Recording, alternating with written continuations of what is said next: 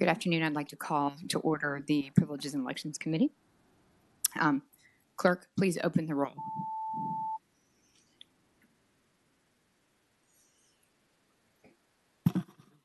Madam Chair, you have a quorum. Okay, thank you. We have a couple of things to take care of, which will hopefully give us some time for our other members to arrive. The first one is a motion to find the oath and certificate of election for Senator Boysko to be in proper order, and I have it here before me. And it is in proper order, and I'd ask for a motion. And a second. Okay, so the motion's been made and properly seconded, and this is a voice vote. So all in favor, please signify by saying aye. Okay.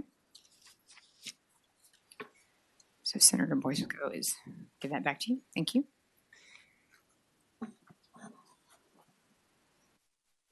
Okay, I'm going to go to the sign up, and the first person on the sign up is Senator Obenchain.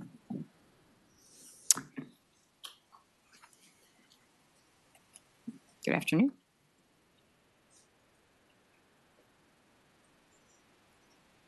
It is the We Go, They Go bill. It is a bill that passed out of this committee last year.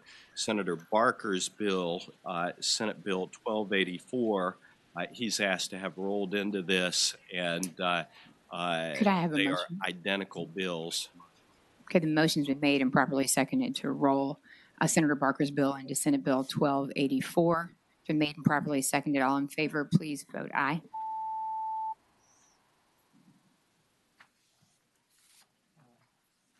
Ayes 13, no 0. Madam Chair, I'll briefly explain this. I think everybody remembers it, but basically a decade ago we had the usual practice of coming back every January and fixing split precincts. And over the past decade, we've been somewhat at loggerheads over whether we are going to fix split precincts. And as a consequence, we have had a proliferation of precincts in which people go and vote for multiple legislative candidates in the same precinct. Right now, there are 224 precincts in Virginia where that's the case, and because of our inability to come back and adjust the precincts and fix the split precincts, this bill came to be, and basically it provides that after we redistrict next time, then the local governments shall establish the precincts so that people who are voting in the precincts are only voting for one legislative candidate in that precinct. And that's what this bill does. Okay. This is not new to this committee. We have reported this bill. Can I just ask a quick question? Is there anybody in the audience who wishes to speak in favor of the bill? Is there anybody in the audience who wishes to speak in opposition to the bill?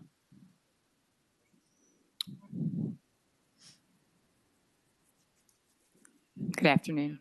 Madam Chair, I'm Kirk Showalter, the General Registrar for the City of Richmond.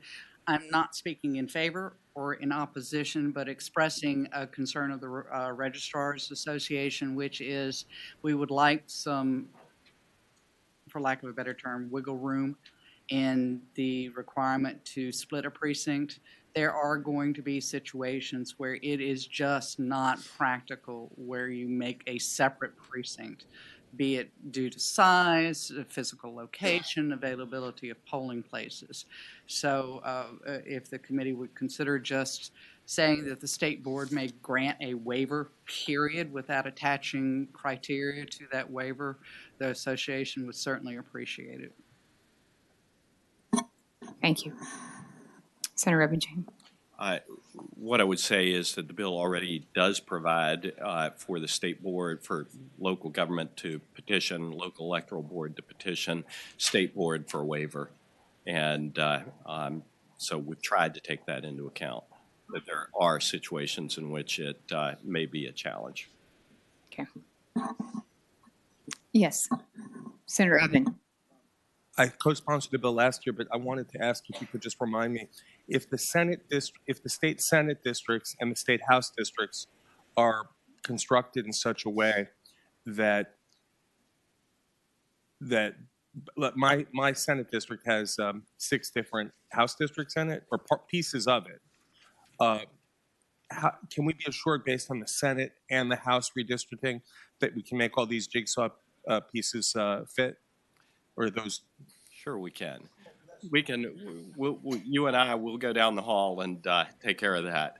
That may be one of those challenging situations that may create an issue for a local electoral board. But we're doing the best we can with this to minimize the number of split precincts. There have always been split precincts. In 1991, there were 102. In 2001, there were 75. The big problem is that the number has exploded. And this is an attempt to fix what we can fix. There are going to be things that we can't fix, and that's why we have the waivers in there. Madam Chair? Thank you, Madam Chair. Senator Sproul. You fix the Senate. Let him worry about the House. You fix mine. Don't worry about the House. I'm with you. Thank you. Senator Reeves. Madam Chair, I was just going to second Senator Sproul's motion to pass if no one else wishes to speak. Okay. Is there anybody else in the committee who wishes to speak? Okay, so the motion's been made and properly seconded to report Senate Bill 1087. All in favor, please vote aye.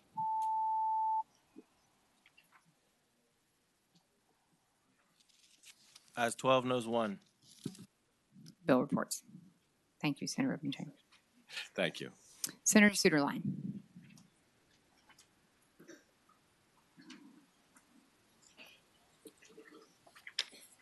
Thank you, Madam Chair. I've got Senate Bill 1577, and it's a pretty easy bill to read. If you look at the PDF version with the lines, you just have to basically look at line 50, and it says, on any ballot, all offices to be elected shall appear before any questions presented to the voters. And that's the text of what I'm trying to change in the code. And the reason I'm trying to change that is because in my House of Delegates district, where I am a voter, we had a special election this year, and we had the 2 constitutional questions in addition to the U.S. Senate and the congressional races. And in 2 of those jurisdictions, they put the delegates race on the back, the House of Delegates race. So you had a special election that people weren't usually used to voting for House of Delegates, and it was on the back of the ballot. And then in the 2 other jurisdictions, it was on the front, which is, where we, of course, would want it to be. But with that, what we found was Salem and Craig County, the city of Salem and Craig County, where it was on the front of the ballot, Salem only experienced a 0.45% drop-off in voting for those other races to then vote in the delegates race. Craig had a 0.59% drop-off. Then Roanoke County, where the 2 candidates were from, both candidates had run, one candidate, this was their 3rd race, the other candidate, I believe this was their 6th race. This is where they were known the best, and this is also where both political parties were the most organized, and they actually distributed things to the voters that said, you've got to turn your ballot over. And even with that, it dropped to 0.92%, so almost doubled. Then when you went into Montgomery County, where the candidates weren't as well known and the parties weren't as organized, and you didn't have the same push telling everyone it's on the back of the ballot, it dropped 4%, which is pretty significant relative to what happened in the other places. I believe that the House of Delegates race or any public election should take precedence over a question, and we see what happens when that's not the case. So I hope it will be your pleasure to report the bill and change this policy. Okay, thank you. So the moral of that story is always flip over your page. On tests too, yeah. Especially on tests. Especially on tests. Okay.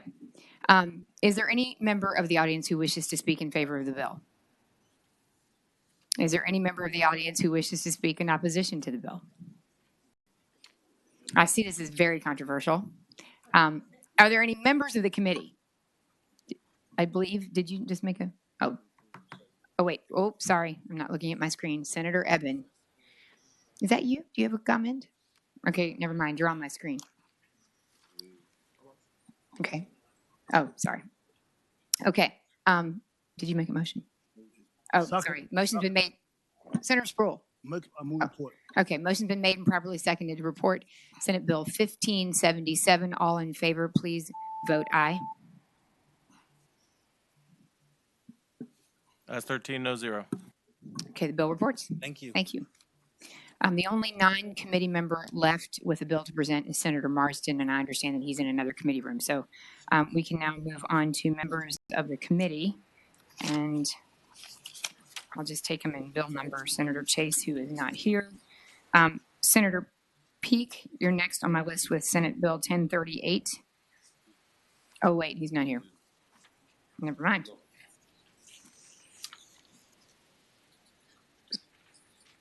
Okay, Senator Reeves, you and I have the same bill.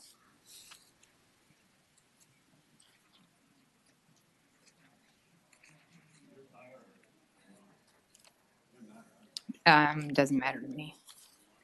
Doesn't matter. We can roll it into.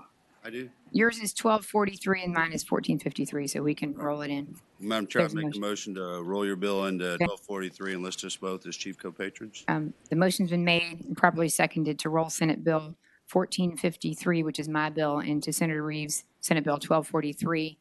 All in favor, please vote aye. Come on, Hope. I'm throwing up the three-pointer. Yeah, you should vote for your own bill. That's 13 no 0. Okay, so the bill, Senate Bill 1453, is now properly before us. Go ahead. Madam Chair, as you know what this bill does, since you're now on it, to the rest of the members of the committee, what this does is change the date of the primary in June, so it doesn't affect our public schools. It's been a big issue.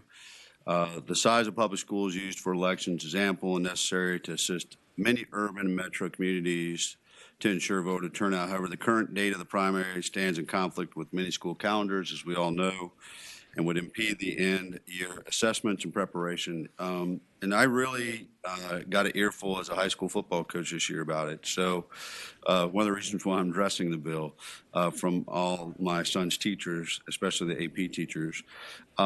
But that's what it does. The bill moves it from that. A lot of the schools in my district are in favor of it, and it's a pretty simple bill. We have to make that decision whether or not we want to continue to hold June primaries on the 11th or shift those to when school's out.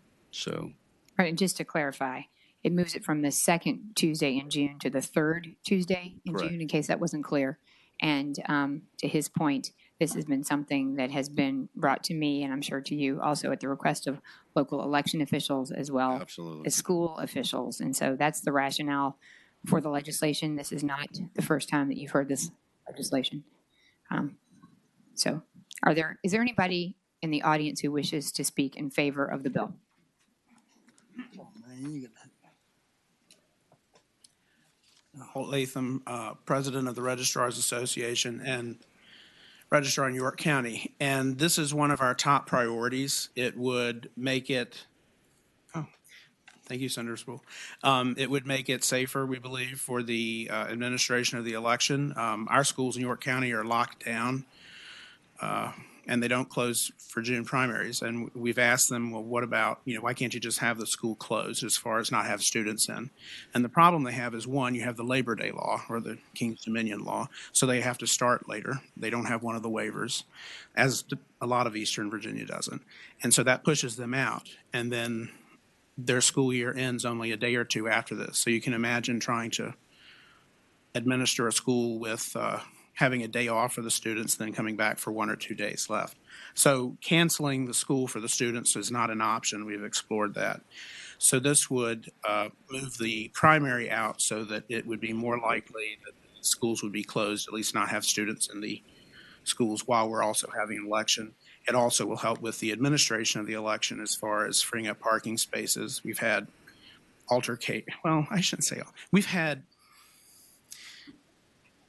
we've had additional email traffic. It's okay. You can say that you had a fight between We've a had- voter and a teacher. I will characterize it as we had additional email traffic that we would not have otherwise had because there are school lines of people trying to pick up their children at the same time voters are trying to exercise their right to vote. So because of the safety reasons, because it's a recommendation, I believe, of the Select Committee on School Safety for the administration of election as far as logistics, this is a really big priority of the Voter Registrars Association, and we ask that you report this out. Thank you, Senator Vogel and Senator Reeves.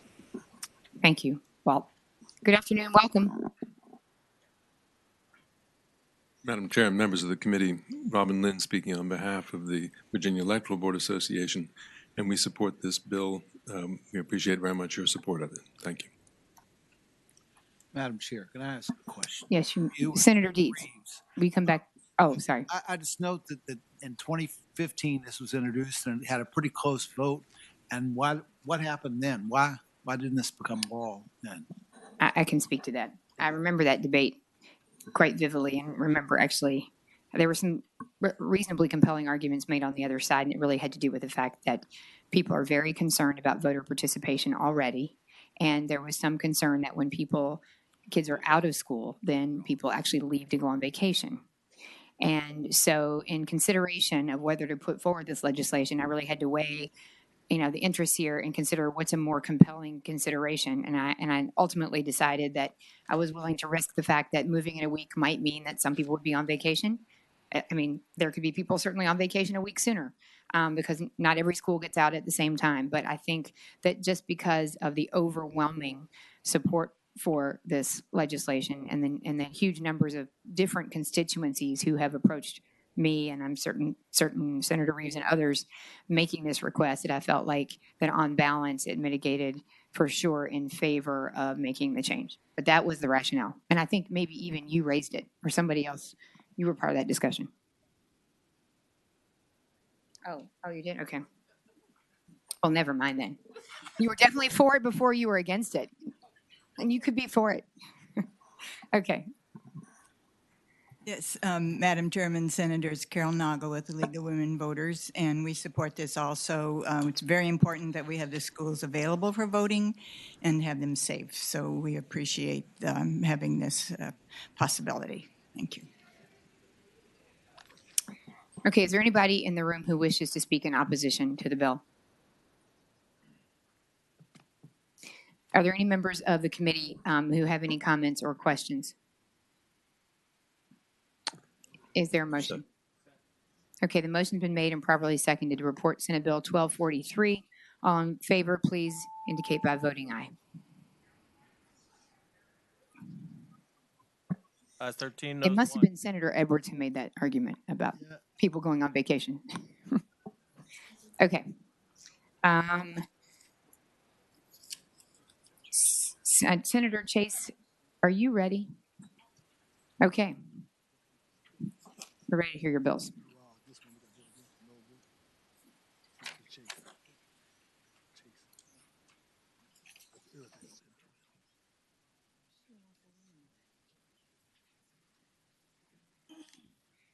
All right. Let's see. 1002? Okay, Senate, would everybody direct your attention to Senate Bill 1002? Okay. Thank you, Madam Chairman and members of the committee. Senate Bill 1002 you've heard before, and not just by me, but others as well, from both the Cowboys, and Senator Dance would say from the Cowboys and the Indians. So what this bill does is basically it revises the process by which the Commonwealth's electoral votes are allocated among the slates of electoral votes here. So this bill is going to change the way Virginia determines the allocations of its electoral votes and races for president and vice president in a way that we feel is more representative of the will of the people, those voting in a presidential election. The way it stands currently, the candidates for president and vice president receive the highest number of votes, receives all of the Commonwealth's 13 electoral votes, which means approximately half of all Virginians feel like their voices aren't heard each presidential election. Unless you live in a larger population center like Northern Virginia or Virginia Beach, it's easy to wonder if your votes count. Why? Because we are a winner-takes-all state. But seldom does the winner of all the electoral college votes win much more than half of the votes in Virginia. This bill will ensure that the voices of all Virginians are heard properly, and the bill has been introduced or supported by both Republicans and Democrats. 7 Senate Republicans, 3 Senate Democrats, 8 House Republicans, and 10 House Democrats. And it revises the process by which the Commonwealth's electoral votes are allocated among the states of presidential electors so that it's more representative. Virginia currently has 13 electoral college votes, and regardless of how many popular votes the presidential or vice presidential candidate wins, the winner receives absolutely all 100% of the electoral votes. Under the current system, even if the candidate only wins 51% of the popular vote, the winner receives 100% of the electoral college votes. Under this bill, the winner wins 1 electoral college vote for each congressional district they win, based on the popular vote of that particular congressional district. So this makes up 11 of the 13 electoral votes. And of course, the remaining 2, the 13 electoral votes, goes to the winner. In my opinion, this method, the winner takes all precedent is not representative of the desires of Virginians. The method that I'm recommending is currently used by Maine and Nebraska, so it's nothing new. The Electoral College must be preserved so that each state and each corner of each state may have a voice. The Electoral College ensures smaller states and localities are not ignored or sidelined. The Electoral College gives weights the vote so that smaller towns, rural areas, and rural states are not ignored or dominated by larger population centers. So let's have a bipartisan consensus today and do what's right, what's fair, and most of all, representative of the voices of Virginians that we represent, and put the partisan politics aside. Thank you. Senator Rubin. If I might, I have 2 questions, Senator, for the Senator, Madam Chair. Yes. One is, I would ask if you support the National Popular Vote Compact, if you're familiar with that, which would have a popular vote so that every voter all across the country, their vote would count equally, and rather than rely on the Electoral College at all. I actually support the role where we're taking the popular vote by congressional district. And that way it splits up the current electoral votes that we have at the congressional level.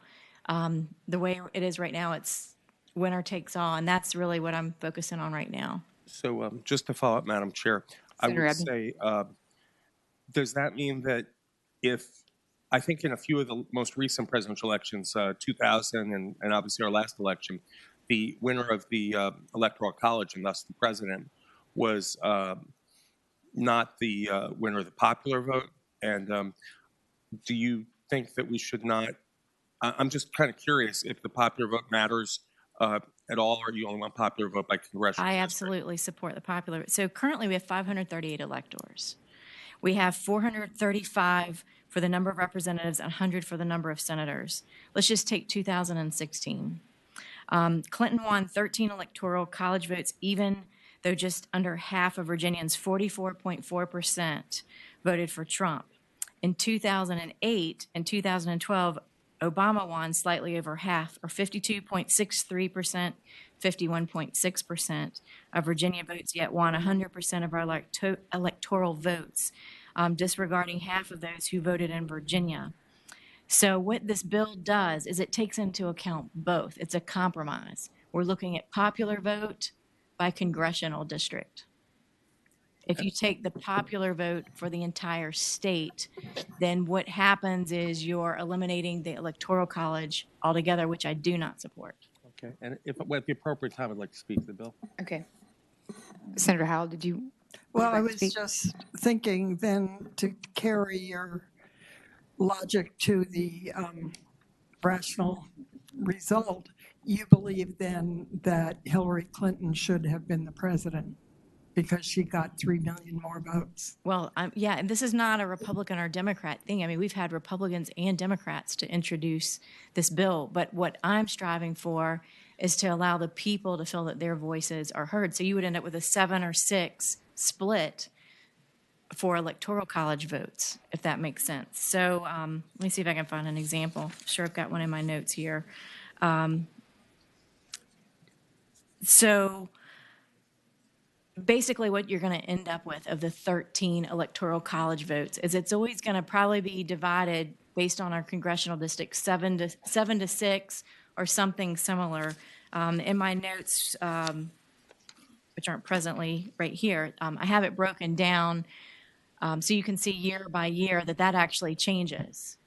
But you will never have a situation where your particular candidate, you vote for them and you don't get at least one electoral college vote unless your candidate loses the popular vote of every last congressional district.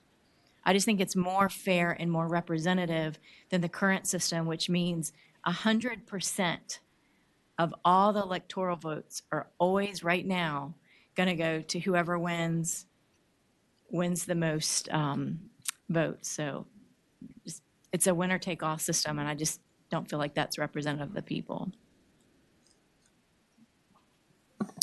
Okay, Senator Abbott.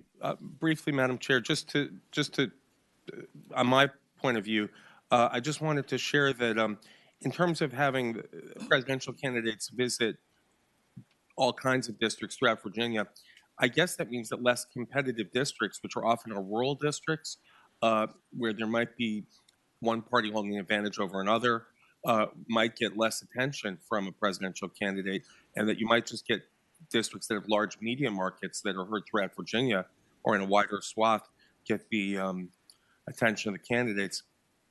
And I think this whole thing could be solved with a national popular vote. There is a popular vote compact, rather than have Virginia be one of the few states that divides out our electoral vote this way. It's just my 2 cents. I think we'd get more visits if the whole state is competitive, if from district to district, hopscotching around, and it'd be more reflective of in recent elections, more reflective of what the result ought to be, based on the will of the voters. Is there anybody in the audience who wishes to speak in favor of the bill? Is there anybody in the audience who wishes to speak in opposition to the bill? Is there any other comment from any other members of the committee? Is there a motion? The motion's been made to report. Is there a second? Is there a substitute motion? I'll move to gently PBI. Okay, the motion's been made to gently PBI and seconded. All in favor, please vote aye.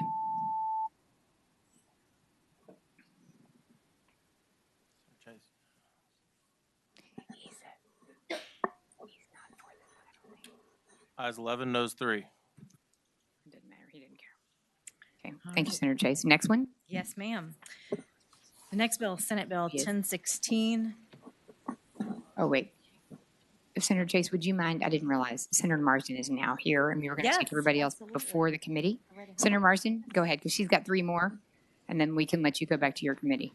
Well, and thank you for the reprieve from the local government committee. It's that good, huh? That good, huh? It's pretty hot over there. That's what I thought. Senator Stanley really knows how to run a committee, I'll tell you. Yes, he does. Okay.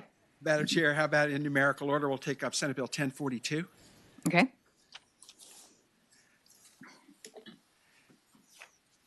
And I don't believe there's a substitute on this. I think we're going with. I don't have a substitute. There we go. Senate Bill 1042. Currently in the Code of Virginia, it specifies that if a person is denied registration to vote, they will be notified promptly, which could mean a variety of things. So what this bill does is require that they be notified within 14 days. We just need to establish a standard by which Virginians can expect to be notified of their denial of registration. As the registration deadline approaches, there are large-scale efforts that register many people who are never notified before Election Day that they have not been properly registered. So they stand in line, long lines, only to find out that they are not able to vote. And with this standard, I think we'd get to people more quickly, and there would be fewer disappointments at the polls when people are told they haven't been registered. So it's a fairly simple bill, and it just asks that we do it within 14 days. Okay, so it's 14 days. Is there anybody here in the audience who wishes to speak in favor of the bill? Is there anybody who wishes to speak in opposition to the bill? Are you favor? You can be both. You can be conflicted. Yeah. It really Sorry. is, isn't it? Walt Latham, President of the Registrars Association. We like this bill. We believe it would help resolve some issues. We like the definitiveness of the deadline. One of the things that inspired us was we had a registrar who was told when there were incomplete applications to not deny people. They would be called to come in and fix the applications. And our concern was, one, that's not how the code works. And secondly, these people were not being told that their form was deficient and they need to be given the due process notice that their form is not sufficient in order to be registered. So we support this bill. We think it would help clamp down on that and basically raise the expectation that voters are actually told, or at least applicants are told, that their form is either accepted or denied.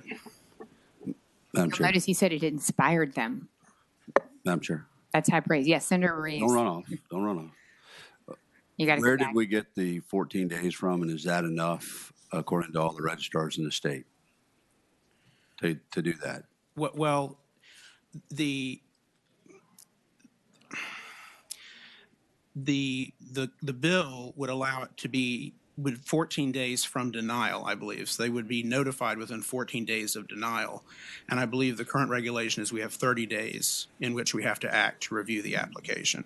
So unless you clamp down and reduce the amount of days we have to review the application, the denial itself doesn't start except for 30 days. Madam, Senator Reeves. just to follow up, I mean, did somebody just arbitrarily pull that out of the hat? And that was the date that was given and everybody agreed to that? We do that all the time and put dates on stuff and then we find out it's unrealistic. What, the 30 days? No, the 14 days. I don't know where Senator Marsden came up.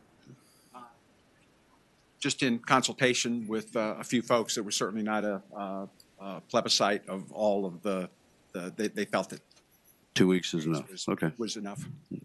Okay, is there anybody else who wishes to speak in favor of the bill?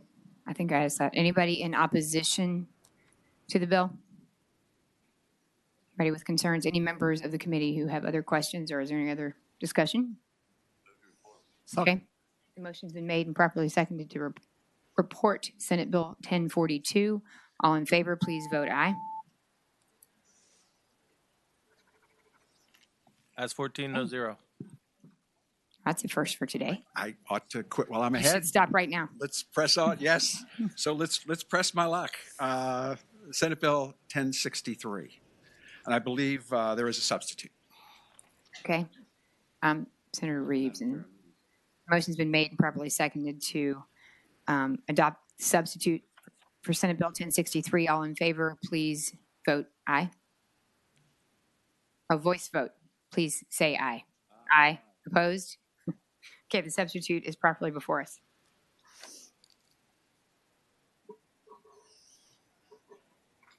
Okay, go ahead. Thank you, Madam Chair. What this bill does is it requires that the Department of Motor Vehicles, when people come in for routine transactions in terms of getting a driver's license, renewing it, registration, whatever, so if they're over the age of 17, they are asked if they would like required information to register to vote to be sent to the Department of Elections to then be forwarded to the local registrars to determine their eligibility to vote. And what this essentially does, this is an opt-out rather than an opt-in. Right now, they have to affirmatively say, I want to register to vote, or I want my information updated to the electoral board where they live. And what this bill does is give them, they're given the option to opt out of that. It's just otherwise it would be assumed that they want this information going forward. But they are advised of that. They're also advised that they're given a warning that the provision, if the provision of a material false statement is election fraud and punishable under Virginia law as a felony. So we want to make sure that people know what they're saying is taken seriously. This bill also requires that Virginians will be able to update their voter registration information in the same manner as they update their information at the DMV. This is a good bill for smooth operations of government, that offers a secure, modern way to efficiently streamline government services and enhance the integrity of the voter rolls, we'll have better ability here to make sure we've got accurate information in there, which is, I know, is a concern to everybody. And this bill will facilitate higher participation in our electoral process. And as chairman of the Commission on Civic Education, getting people involved and getting people voting is one of our primary functions. And with that is the bill, Madam Chair. Okay. This is a pretty substantial bill and a pretty big departure. So let me ask you, is there anybody in the audience who wishes to speak in favor of the bill? Is there anybody in opposition to the bill? Senator Marsden. Madam Chair, Yes. if I might, we have consulted with folks that this bill is a shadow of its former self. And a lot of the language you're seeing there is really restatement and updating of language in the code. But the intent of the bill and what it accomplishes is fairly simple. It is going from an opt-in to an opt-out okay. Thing for having your information sent to the Electoral Board, who then forwards it to your local. Originally, the bill had the state having to do all the work, and we reverted to making sure it goes on to the local electoral boards. Okay. Is there anybody in opposition to the bill? Good afternoon. Good afternoon. Clarabelle Whelan, the Vice Chair of the State Board of Elections.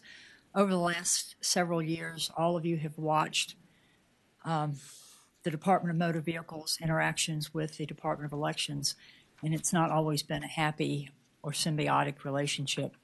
Many people, through their interactions with the DMV, have found themselves registered not where they live, not where they intend to be registered. The system that we have now needs a lot of work to be perfected. Not saying that it can't be perfected, not saying that it can't be fixed, but right now it needs a repair. So to put more burden on the system now that's not working, I can see might create more problems for our voters. There are some people who truly do not want to be registered to vote. I'm not sure I understand why they don't want to vote, but they don't. And if they go into the DMV, they may or may not be able to follow the screens that tell them to opt out, the same way that people go to the DMV now and don't want to change their voter registration. They just want to update their driver's license or register a car or truck someplace different than where they are registered to vote. The system sort of takes it upon itself to make changes that the voters don't want made. I'm very much afraid that the same thing would happen if you put automatic voter registration with the DMV the way the system is now. So respectfully say maybe later, but not now. Thank you. Okay. Maybe later. Okay. Is there anybody else in the audience who wishes to comment on the bill? Is there any discussion from any members of the committee? Or any questions of the patron? Very briefly, Madam Senator Eben?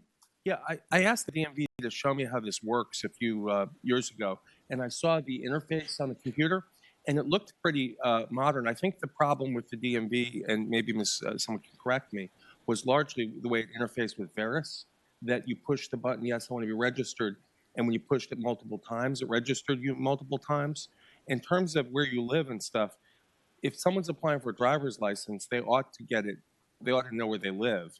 And when you get that card in the mail, that would be the time to fix it. But I don't know if anyone from the DMV is in the room. Maybe they could help us. What we were just discussing. Welcome. We would love to hear from the DMV. Good afternoon. Good afternoon. Madam Chair, members of the committee, my name is Sandy Jack from the Department of Motor Vehicles. And currently, DMV has an electronic motor voter program. When a customer comes into DMV, the motor voter questions for eligible transactions are presented to the customer on the credit card screen that's placed at every customer window. The customer answers the motor voter questions that were formerly on the application. And at the end of that process, the customer's answers to the questions are taken with the customer information and transmitted electronically to the Department of Elections, where they're able to retrieve it and put it into their database. That is the same process now for customers who are doing online transactions, eligible motor voter transactions. The questions are asked in an electronic format, and they're forwarded to the Department of Elections for processing. Madam Chairman, while you're Yes. there, several years ago, we had some problems with DMV when migrant workers got driver's license. They went to the DMV, not understanding English well. They checked off that they were qualified as a citizen, and they got themselves registered to vote. What has been done to prevent something like that from happening in the last 2 or 3 years? Yes, sir. The determination of eligibility for an individual customer is done at the local level. DMV collects the citizenship information because that's required by statute, but the statute also specifically says that it's not DMV's responsibility to verify that citizenship information. DMV's records contain legal presence information, which is different from citizenship. A customer can have a driver's license if they are legally present here in the United States, but they are not a citizen. So DMV collects the citizenship information that the customer provides and then sends it to elections for the local registrar to determine eligibility. Madam Chairman, that simply would mean that with this bill, the registrar would have that much more work to do. Is that what you're telling me? Under this bill in front of you, the changes would not be significant at DMV. It's simply an opt-in versus an opt-out. Right now, we ask, excuse me, I said that backwards, an opt-out versus an opt-in. Right now, we ask the customer, do you wish to send your information to the Department of Elections? If the customer says yes, we send it. If they say no, we do not send it. In this case, it would be flipping the default of making the customer affirmatively opt out of sending their information to elections. Madam Chairman, I believe the goal of Senator Marston's bill is to get more people registered. So if you're trying to get more people registered and you've got to go to the registrar, that information has to go to the registrar. That's going to mean more work in the registrar's office. Is that not correct to either one of you? Senator Ruff, Madam Chairman, Senator Ruff, I don't believe there's a greater burden placed on the Electoral Board. They'll just be getting, perhaps a few more because of it's an opt-out thing, so they may get a few more, but it really doesn't change, near as I can figure, the operation here. DMV, I worked with DMV on this bill to make sure it didn't create a burden on them. So the same information is getting to the Electoral Board. It will be the same after this bill as before this bill. The only thing is there might be a few more because of the way in which the question is asked, if you will. You'll get more people agreeing to have that done. And the advantage here is that you will have better information at DMV and at the Electoral Board as to where people live. And I think this is a great way of starting to clean up our roles, and it's another bill for another time to clean up other problems that exist. But I don't think this thing has a dramatic impact on operations as they currently are, just making it a little bit easier for people to do that based on the fact that you're asking the question differently and you're opting out instead of having to opt in. Madam Chairman, as I understand the patron's remarks, he didn't expect this bill to do much. Madam Chair, Senator Ruff, you don't have to I anticipate that it will lead to more people being registered to vote. Not huge numbers, but more people.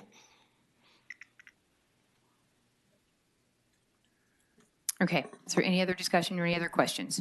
Committee operates on a motion. Madam Chair, I'll move.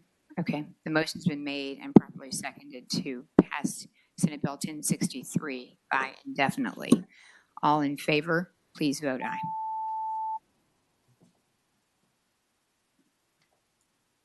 Ayes 8, noes 6. Thank you, Madam Chair. They can't all be unanimous. I'm going back to local government. Go back to local government. Enjoy, Bill Stanley. Senator Peake is not back, but we're going to go ahead and take care of something on his behalf. He was not here when we heard the two bills that were similar to his.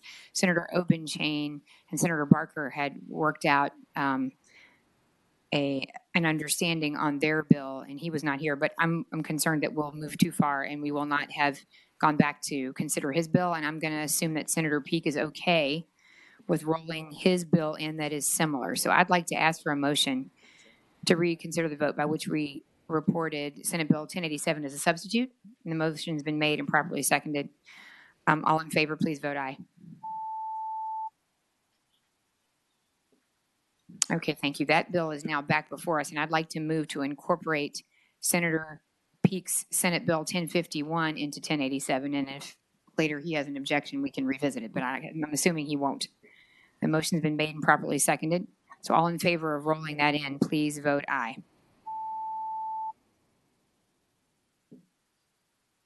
Okay, thank you. Now I'd like to ask for a motion to report Senate Bill 1087 as a substitute with Senate Bill. Thank you.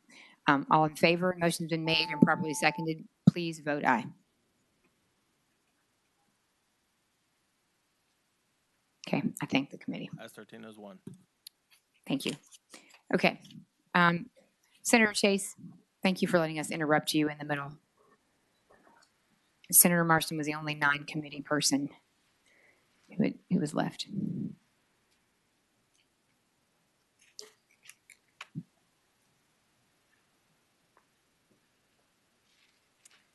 Thank you, Madam Chair. Senate Bill 1016 has to do with the form of ballot party identification of candidate, and it allows any candidate who has been nominated by a political party or in a primary election to choose whether to be identified on the ballot by the name of his or her political party. And I'll just give you an example.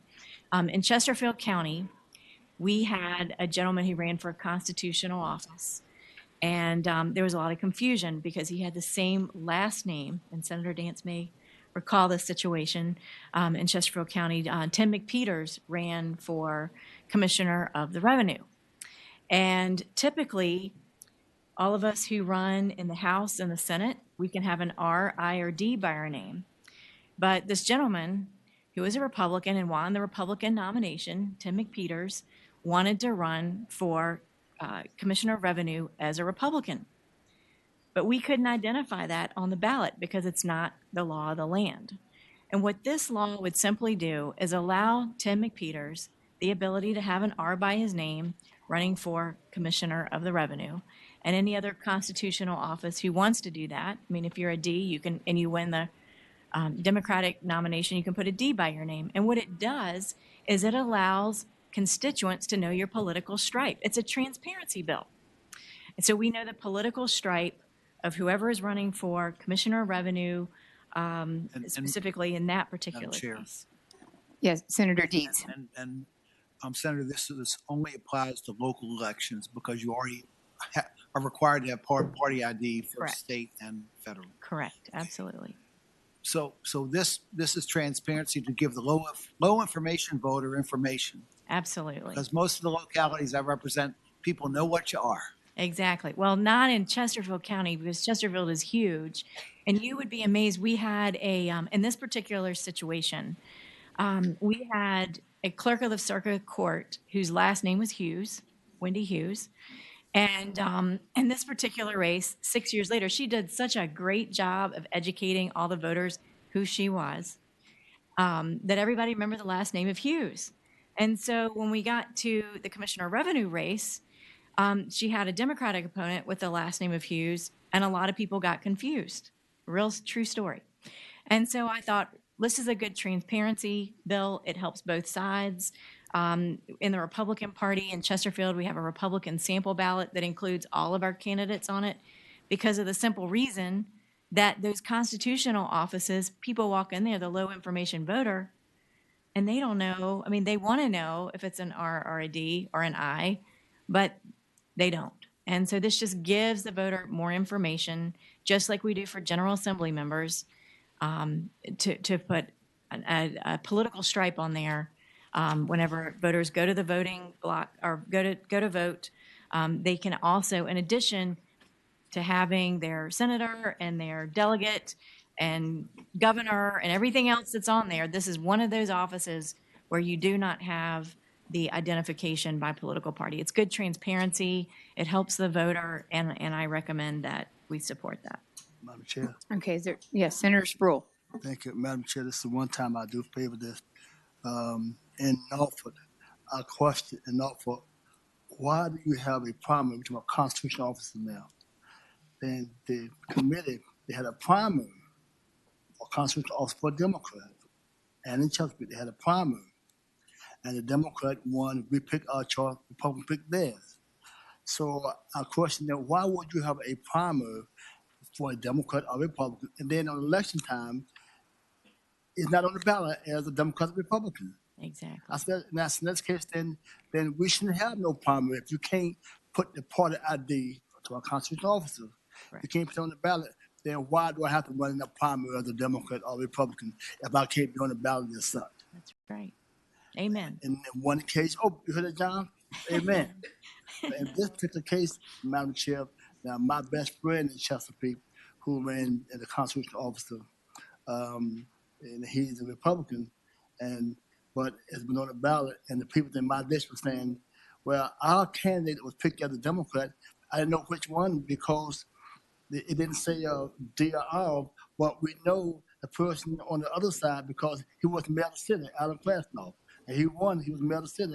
But so the question is, why do you have constitutional office to run in a primary if they can't be listed on the ballot of the sun? I agree with you on this one. Thank you. Thank you, Senator. Is there anybody in the, oh, Senator Edmond. Talking, but I thought this was generally a good spirit of the bill in terms of transparency, but I was wondering if you're open to an amendment on 18 and 19. The way this bill is written, it says that you may choose to be identified by the name of your party, not that you shall be identified. And I kind of think it's not transparent if you're in a Democratic locality to say, I'm a Democrat, but I'm not going to tell you what I am if I'm something different, or if you're in a Republican-leaning locality to say I'm the Republican, but I'm not going to tell you what I am if I'm something else.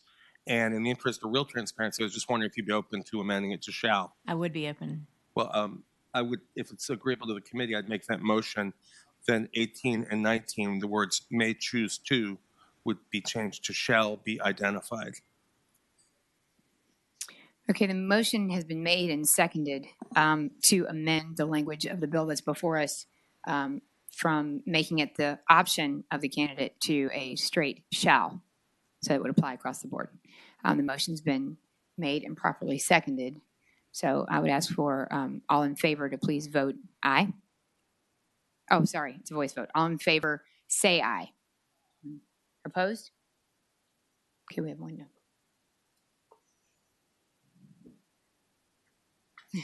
We're going to throw Edwards up as a no, too. Okay. Yeah. Okay. So we have the bill now as amended before us. Report. Let me ask just really quickly. Is there anybody in the audience who wishes to speak in favor of the bill? Is there anybody in the audience who wishes to speak in opposition to this bill? Okay. The motion's been made by Senator Sproul to report and seconded. Seconded. All in favor of reporting Senate Bill 1016, please vote aye.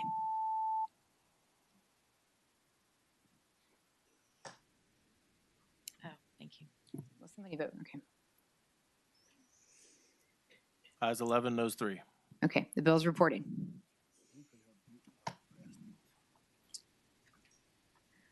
All right, Next bill. Next one. All right. Senate Bill 1018 is actually a bill that I carried last year that was a request by the Registrar's Office, and it had to do with maps. And there was some confusion over which maps some of the localities were supposed to use. And this basically sets a conformity that says we want you to use the GIS maps.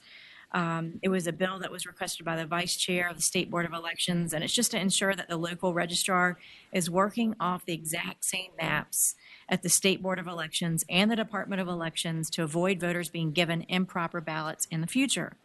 These maps are currently available to the Department of Elections, and they can send them electronically to the registrars, and then it will be up to the registrars to ensure the GIS maps from the Department of Elections match their maps and district details.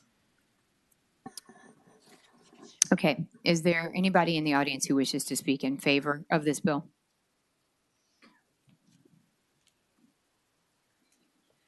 Clever Wheeler, the aforementioned Vice Chairman of the State Board. As you well remember, 2 Novembers ago, we had a horrible problem in the greater Fredericksburg, Stafford area where congressional district, where voters were inadvertently or accidentally or nobody knows how placed into the wrong district. And we were not talking about the periphery of a district. We're talking smack in the middle of town. And at that time, the then commissioner of the department told me that the department had known about this, but that nothing really had been done. There were a lot of very unhappy voters on that day and subsequently because they felt that they had been populated in the wrong districts and could not vote for the candidates that they wanted to vote for because they were in the wrong place. Senator Chase's bill allows the localities to use state-provided maps and their own maps and will help put voters' assignments in the proper place so they know where they're supposed to be. There are some counties that don't have their own, or some localities, and we discussed what a locality is at length in another meeting this morning, will allow them to have GIS capability provided for them if they don't have their own. And there's some rural counties that really don't have their own map makers. Okay, thank you.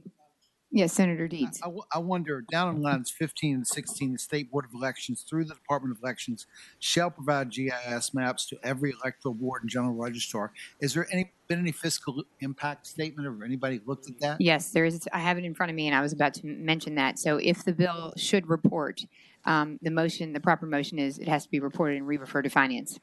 Madam Chair, is that what happened last year? Because I saw that the bill was continued last year, and I don't remember the debate at all. Right. So we carried it over. So Is there anybody who wishes to speak in opposition to the bill? what is the fiscal impact? Do you? 50,000. 50,000. Yeah, the fiscal impact is $50,000. And the chairs of finance have requested the bill should we decide to report the bill. So is there any member of the committee who has a question or a comment? Bill.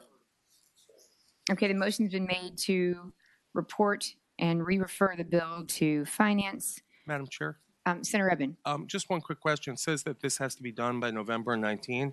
Is that enough time? Maybe someone from elections can tell us. Can it get accomplished?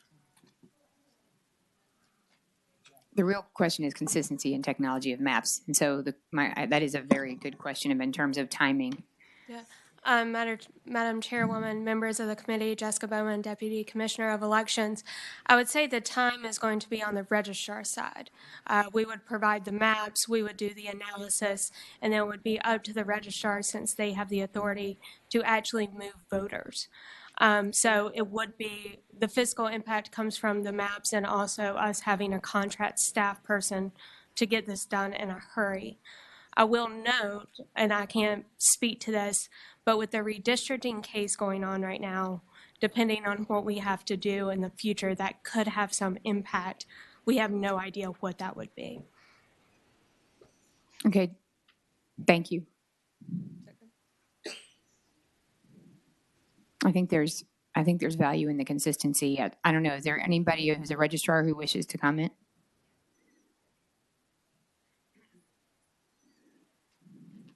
I know we have a motion to report, and I don't want to belabor this, but you want to quickly make a comment?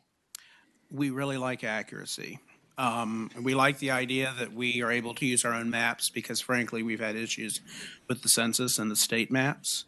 They don't always line up with the locality maps. And there may be some issues ongoing with, where the census line doesn't match up with the county line. And I know there are some feelings one way. There may be some issues that have to be resolved there that I don't think are as clear as some might think it may be. And none of us think it will be easy. And I'm sorry that's not brief. Nothing we do is brief. Okay. So the motion's been made and properly seconded. Senator Edwards. Electoral Board. The way I read this, correct me if I'm wrong, you're looking at geographic issues, right? not population issues. Yeah, that's all. That's all. And this only has to do with local government boundaries, not legislative district boundaries. Am I correct? My understanding is that this would deal with legislative district boundaries. I mean, that was, I believe, the issue that arose in Fredericksburg, excuse me, where voters had been misassigned. And this happens when, and I'm sorry, I don't want to take too long if y'all are in a hurry, but when we do this, we end up doing it manually. We don't have, a very fancy Google map where we just slide lines around. So you have to do it manually, which can lead to error because of just the tedious detail of it. So not every county or city has a GIS function or process, and so this would help. This would basically ensure that every county or city is using GIS to look at parcels or lots and make sure that they're coded correctly. But legislative district lines are done by population, and they have to be very precise. So how does this fit into that? When we go through and do redistricting, for example, we say, so let's say Dare Road in York County, 0 to 700 odd goes into the 93rd district. 0 to 500 even goes into the 96th district. And 501 to 900 even goes into the 91st district. I'm making those up. Sure. So we have to sit there and do that. Now, if we have misread something or we have not looked at the map correctly because we're doing it with our eyeballs, we will misassign a voter, and that's how that happens. What I understand this to do is you would use the GIS software to basically run through the houses where you've assigned voters and make, the computer will know that someone at this address point should be in the 93rd district. If we have misassigned that voter, this will catch that. Or it will help us explain why that voter really should be in the other district, because GIS software is not always 100%. So you're thinking this will help you? I believe it would. It would help us be systematic in making sure that every locality should have access to GIS following redistricting to make sure that their addresses are coded correctly, or else you're going to have misassigned voters. And that has nothing to do with split precincts. It has to do with, as long as we're having to code things manually, this is basically using computer power to go behind us and find error. Okay, thank you. Robin. Madam Chair, members of the committee, Robin Lynn with the Virginia Electoral Board Association, but speaking on behalf of Goochland County, I am concerned about the November 2019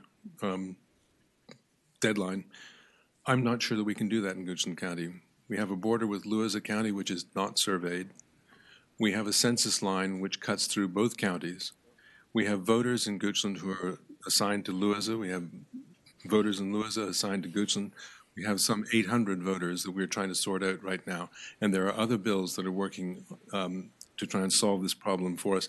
And we appreciate very much what Senator Chase is trying to do, but I do not think we may be able to make the deadline for November 2019 because of the problems with getting the census line moved.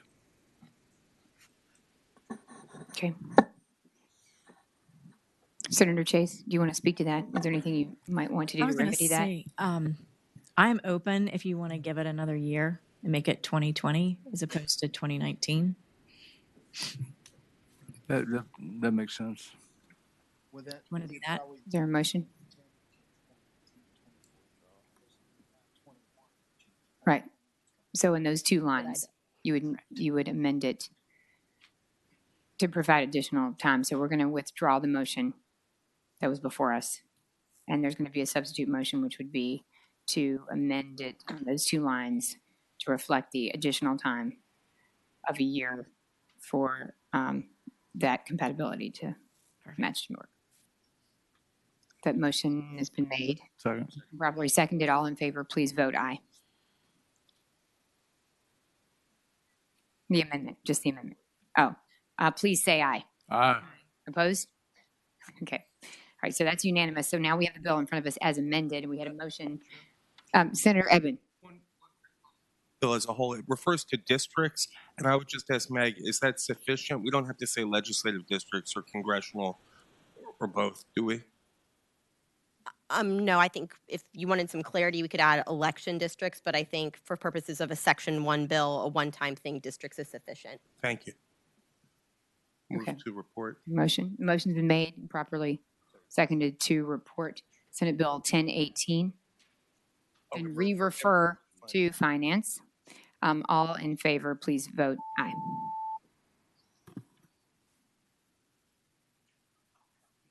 Okay, That's bill reports unanimously. Okay, very good. Thank you. All right, you ready for the last one? Last bill. All right. So SJ 275 is reaffirming equal protection under the law. As we saw the debate today on the floor about the Equal Rights Amendment, what's that? I need to move the substitute. Yes, thank you very much. Okay, there's a substitute.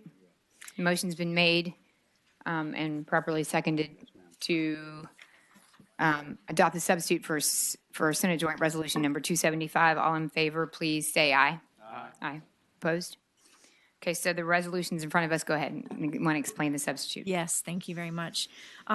Basically, the substitute just adds more accomplishments of women.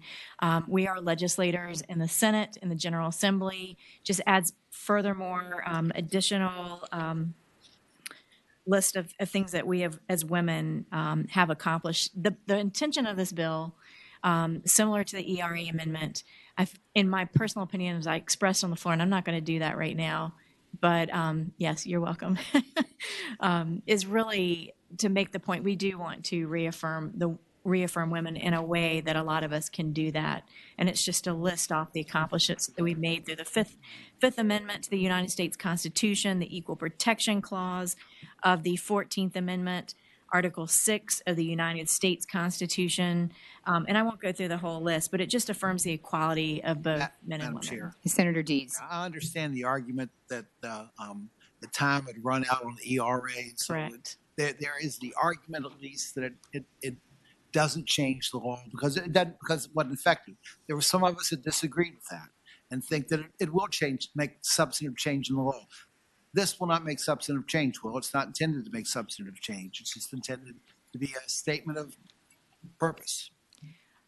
I think my intention was to bring everyone together, something that we could all agree on to affirm women. That's my intention.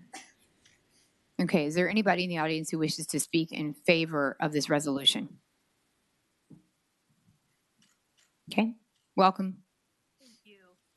Madam Chair, members of the committee, my name is Colleen Holcomb. I'm an attorney from Yorktown, and I'm here on behalf of the Virginia Family Foundation to express our support for SJ 275. This resolution, as Senator Chase mentioned, brings people together. In addition, it affirms women's God-given equality instead of politicizing equality through a massive power grant to Congress. So we urge your support. Thank you very much. Thank you. Good afternoon. Welcome. Good afternoon, Madam Chairman and members of the committee. Felicia Preissner, Associate Director with the Virginia Catholic Conference. We also support this resolution. We feel it enhances the worthy endeavor of recognizing the equality of men and women and recognizing the already existing protections for women in both federal and state constitution and laws. So thank you. Okay, is there anybody else? Is there anybody who wishes to speak in opposition to the resolution? Good afternoon. Good afternoon. Madam Chair and honorable senators, thank you for giving me this time. My name is Shamley Health, and I'm a proud tenure veteran of the Air Force and a resident of Fairfax County. I am speaking out in opposition to SJ 275. Senator Chase does not identify any of the guarantees and safeguards provided for under current equal protection laws she claims that could be, quote, could be jeopardized if the Equal Rights Amendment is passed. What could they be? The inferior protection of the 14th Amendment, ineffective pregnancy and equal pay laws? Without equality, how can women enjoy the full benefits and obligations of citizenship? It was just last month that the Violence Against Women Act was allowed to lapse through congressional inaction. How can it be that Senator Chase would put forward as preferable a shifting set of rights for women dependent entirely on who is making the law for that year? If we take an originalist approach to the Constitution, women were purposefully excluded from this document. Given that originalism is gaining favor these days, we must add the Equal Rights Amendment to the Constitution and not simply a resolution here. Senators must recognize that reaffirming equal protection under the law as afforded by the 14th Amendment does not advance equal rights. If the 14th Amendment secured equal rights for women, why did suffragists need to endure hunger strikes and abuse to persuade Congress to propose the 19th Amendment? More significantly today, under the 14th Amendment, courts apply a high standard, strict scrutiny to test constitutional challenges to discrimination on the basis of race, religion, and national origin, and only intermediate scrutiny to evaluate discrimination on the basis of sex. This dual system makes it easier for states to discriminate against women and consequently relegate women to second-class citizenship. It is beyond time that America join 86% of international constitutions in explicitly including gender equality in our founding document. Thank you for your time, and I urge you to vote against SJ 275. May I just ask you one quick question? Yes. I appreciate your comments and the observations that you make, but I would just like to ask you this question. Is it your belief that a vote for either the Equal Rights Amendment or this one, that they are mutually exclusive, that you could not both cast a vote for ERA either in substance or as a symbolic vote for the Equal Rights Amendment, and also cast a vote in favor of Senator Chase's resolution, which is also making a statement about equality? So the statement of equality that she makes is, as she stated, specifically is different than what the Equal Rights Amendment is going to do, which is granting equality. I understand. So I think that they are not exactly the same. So that's my stance on that. Thank you. Thank you. Good afternoon and welcome. Hi, my name's Kathy Stewart-Shoup from Loudoun County. Thank you for giving me the opportunity to speak on women's equality today as I rise in opposition of SJ 275. The whereas clause I would like to address is the one that proclaims the Commonwealth of Virginia as a place that strives to ensure equality for both women and men. Actions speak louder than words. Action. In 1952, 32 years after the 19th Amendment had been added to the Constitution, Virginia finally ratified it. Action. In the mid-1990s, Virginia spent millions to keep women out of VMI.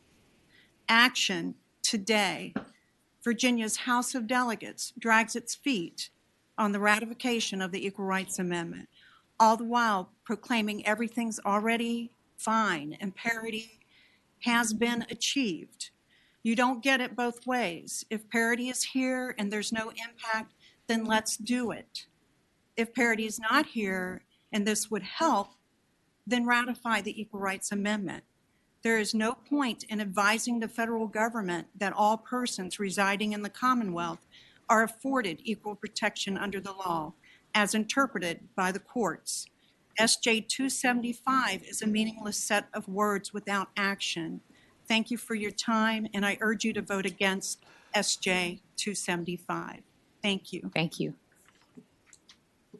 Good afternoon and welcome. Good afternoon, tall people. My name is Anna Bradley, and thank you again for giving me the opportunity to speak today on women's equality, and I rise in opposition to SJ 275. The whereas clause I would like to address today is the one proclaiming significant cultural and legal advances. Advances have been achieved incrementally and with great effort, but parity is not yet here. The state of Virginia has only ever had one African-American woman run for statewide office since women were allowed to vote. In that same time, only one white woman, Mary Sue Terry, has run for and won a statewide office. Women are underrepresented in all levels of corporate America, and the people pushing for change are investors who realize it benefits their bottom lines for parity to be achieved. Women have not achieved parity with men in the workplace. Equal Pay Act stretching back to 1963 have been ineffective at eliminating the gender pay gap, with white women earning only 77% of white men's earnings and women of color earning far less. The senator's preference for the status quo contradicts her belief as a member of the Republican Party of Virginia that all individuals are entitled to equal rights, justice, and opportunities and should assume their responsibilities as citizens in a free society. She has this creed posted on her website. The senator should join many of her Republican colleagues who have realized the inconsistency of opposing the Equal Rights Amendment while proclaiming that all individuals are entitled to equal rights, justice, and opportunities. Thank you for your time, and I urge you to vote against SJ 275. Okay, thank you.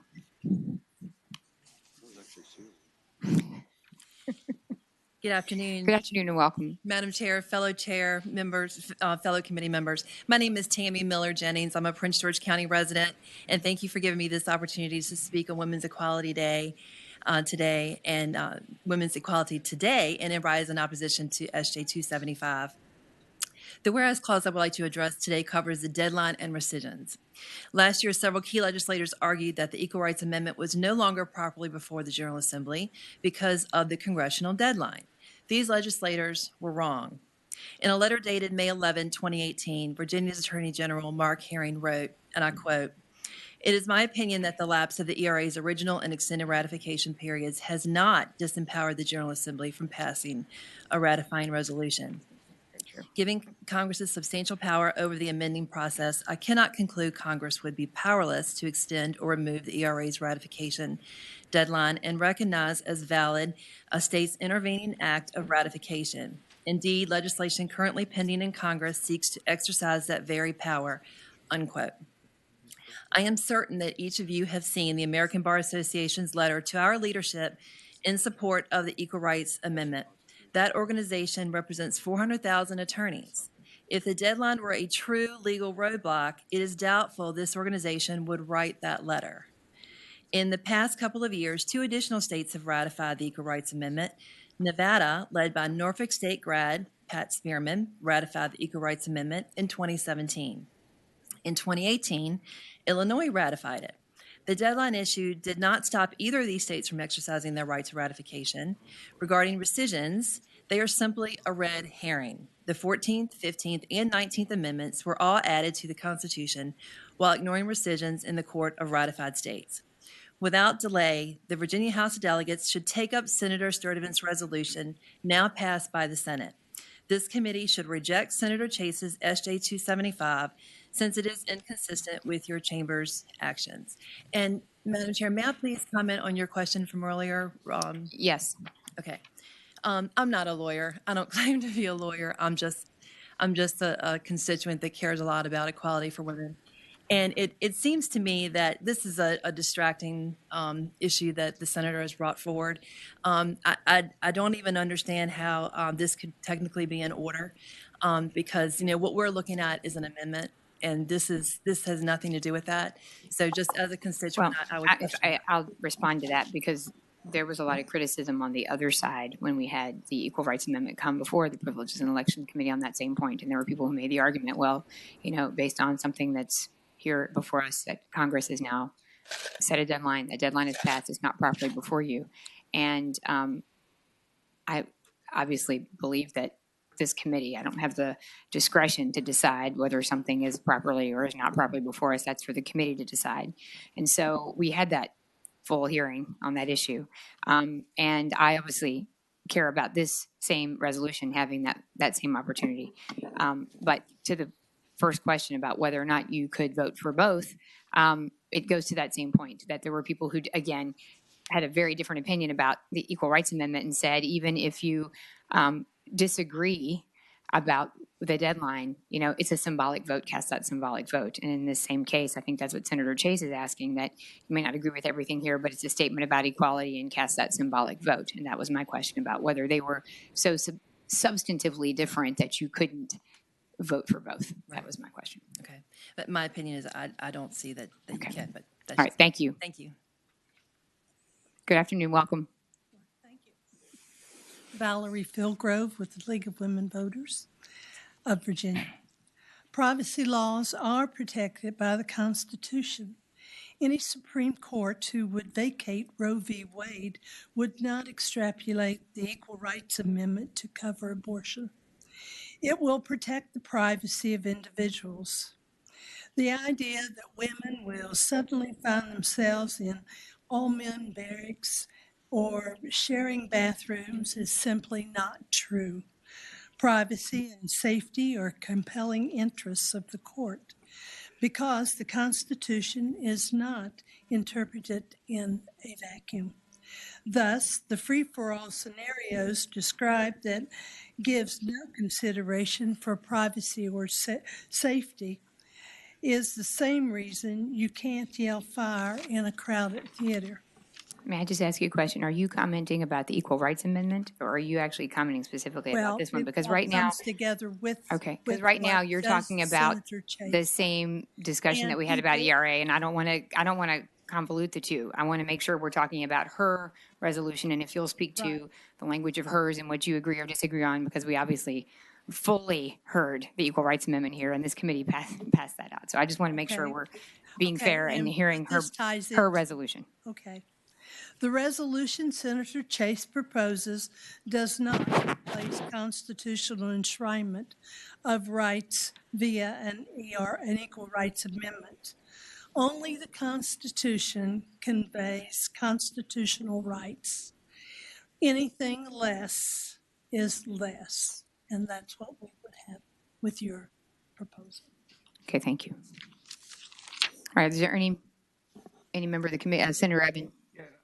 I apologize. It's just did have a question on this one. I'm wondering, Senator Chase, this is a resolution kind of symbolic, but I noticed in the Constitution of Virginia, we don't have a state ERA that refers to gender or sex, and I was wondering if you might want to do something like that instead that would ensure that we had, at least at the state level, women's equality or gender equality written into the state constitution, because I think that would have more teeth than this. So what I would tell you, and I would like to respond to a couple of the comments that were made in the audience. I've worked for 3 different congressmen, and I know that what the efforts were on the floor today, it's simply going to be like a memorial resolution. And in Congress, to be quite honest with you, it's I think a lot of people think it's the panacea that's going to change and do things that it's probably not going to do. If you want to reaffirm women, which I think is the intent of the Equal Rights Amendment, female and male, which is what I want to continue to do with my Senate joint resolution, this is how we would do this at the state level. What people are trying to do is affect the U.S. Constitution. And in order to do that, you actually have to reintroduce it in Congress. And I would like to recognize Eileen Davis, who has come to, it's been very great at educating me on the issue. She gave me a book, which I read forward and back over the summer, and I appreciate her for that. And I just want to recognize her because her daughter became a congresswoman, and I think that's, Madam Chair, the question is even whether on you the disclose the book as a gift. I'm sorry. Yeah. So I mean, More importantly, have you watched your online ethics? Absolutely. And you know, my desire after listening to a lot of the women that came to my office and were supportive of the ERA amendment, I said, you know what? I agree too. I want to affirm women too. After all, I am one, right? So this was my way of saying I want to affirm women too in a way that's appropriate at the state level.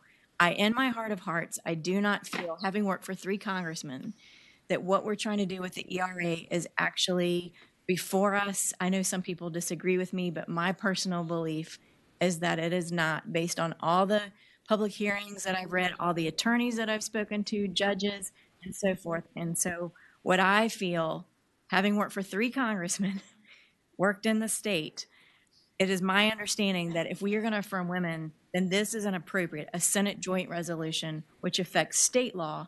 What the ERA is trying to do is affect federal law, and that is not the role of the state Senate. That is the role of Congress. Madam Chair? Senator Edwards.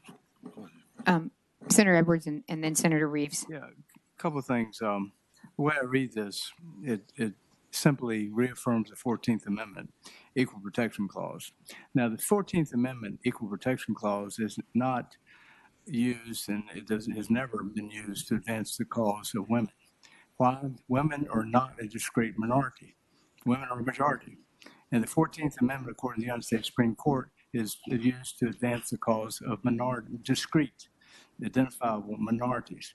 Therefore, the Equal Rights Amendment is necessary. And if we pass this, it kind of sends the wrong signal. It does not advance the cause of women at all. If anything, it says we're not going anywhere. We're stopping. The Equal Rights Amendment, on the other hand, does advance the cause of women in a material way. And so this, my concern is because all it does is it reaffirms what's been in this court's decisions for years about the Equal Protection Clause protecting only discrete minorities and does in no way advance the cause of women. I would think it may send the wrong message if we pass this because, as I say, it doesn't do anything. And I think today, especially when we voted for the Equal Rights Amendment on the floor of the Senate by a good majority, 26 votes, I think if we pass this, we're kind of rolling back the clock, and it doesn't do what we tried to do today, and I think what we did do today. Madam Chairman, Senator Edwards, you can vote for both. You can vote both for the Equal Rights Amendment, which many people have, but I don't think it mutually excludes. This does not negate the accomplishments of women. You can vote for both. We're not saying do this in lieu of the Equal Rights Amendment. I think this is, in my opinion, a way that we bring people together. Well, Mr. Chairman, And that we acknowledge those folks that do not feel that this is properly before the state Senate to also Senator Reeves. I know, Senator Evans, did you have one follow-up? If not, I was going to move it forward. Really briefly, I guess I didn't quite get an answer to my other question. I think the answer is no, in that did you want to introduce anything with the force of law? Because this is a resolution of, I guess, best I understand it, it's a sense of the General Assembly. But if we had a state ERA, and I don't think we're debating the federal, well, I mean, people want to talk about the federal ERA that was decided today, whether or not to ratify at least the Senate's point of view. But if we had a state ERA, especially for those who think that the federal ERA is just a symbol based on the deadline, is it your desire, or would you rather not have a state ERA? Just because of this, I'm only bringing it up because of this, not because of the debate on the federal issue. Sure. Thank you, Senator Evan. And you can call this the state ERA. You can call it whatever you'd like to call it. I'm open to that. Would you like it to have the force of law, or would you like it to be a symbolic resolution? Well, I think it can be. I mean, it's a Senate joint resolution. I'm sorry, just last follow-up. Senator Eben. Actually, a joint resolution, best I understand the way it's written, maybe Meg can correct me, does not have any force of law. It's a sense of the General Assembly. And if you want a motion on the floor after the deadline for unanimous consent to introduce a state constitutional amendment, I, for one, would support it. Senator Evan and Madam Chair, to answer your question, I know we each have different opinions on the weight of law with the Equal Rights Amendment versus a resolution. In my heart of hearts, I believe even if the ERA passes the General Assembly, I still don't feel that it's going to have teeth. It's not going to have the power of law. It's the same thing as in my opinion, it is the same. It's the state constitution. I understand that. We'll just have to agree to disagree. Okay, Senator Reeves. Madam Chair, I would call a question. Okay, motion's been made to call the question. Was there a motion? Was there? Okay, yeah, okay, sorry. There was a motion to report, and there's a second. All in favor of reporting Senate Joint Resolution 275, please signify by voting aye.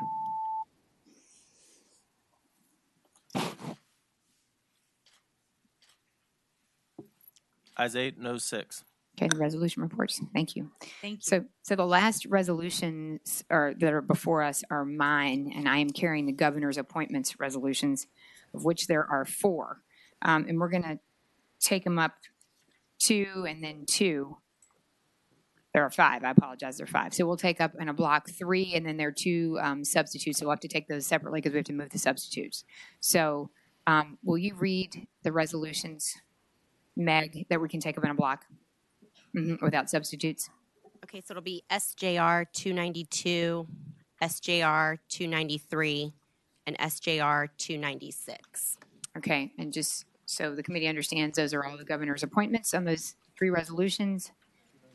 Madam Chair, none of those have been altered or? No. Okay, so those are what They're was properly passed before out us that you and I'd gave ask us. for a motion, yeah. I would move the motion to report. Okay, so motion's been made and properly seconded to report in a block the 3 resolutions. All in favor, please vote aye.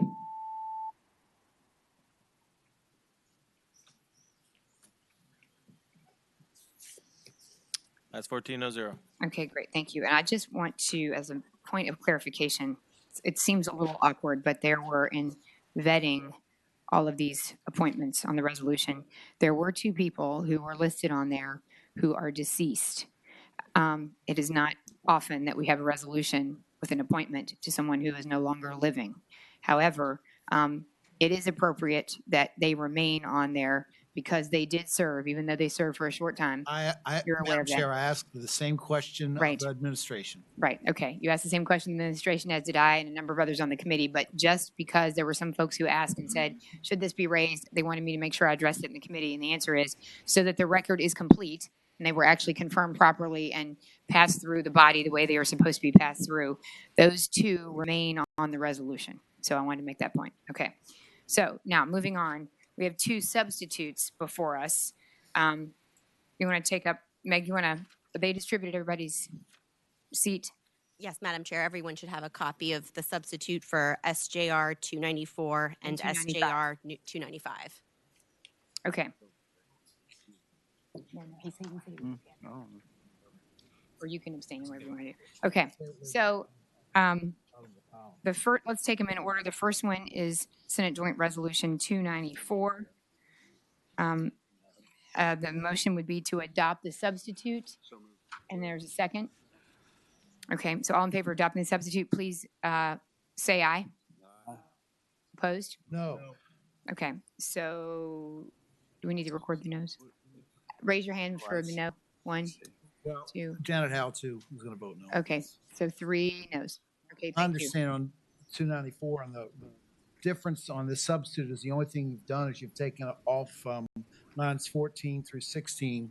You've basically fired Jay DeBoer as director of the DPOR. Is that correct? We had some discussions with the governor's office, and I would probably not characterize it that way. You wouldn't, but he's gone from the He amendment. is not on this resolution, Okay, correct? and, Yeah. And further, it's not voluntary. Okay. He's not being removed from this at his request. Right. Okay. These things come back around. They come back around.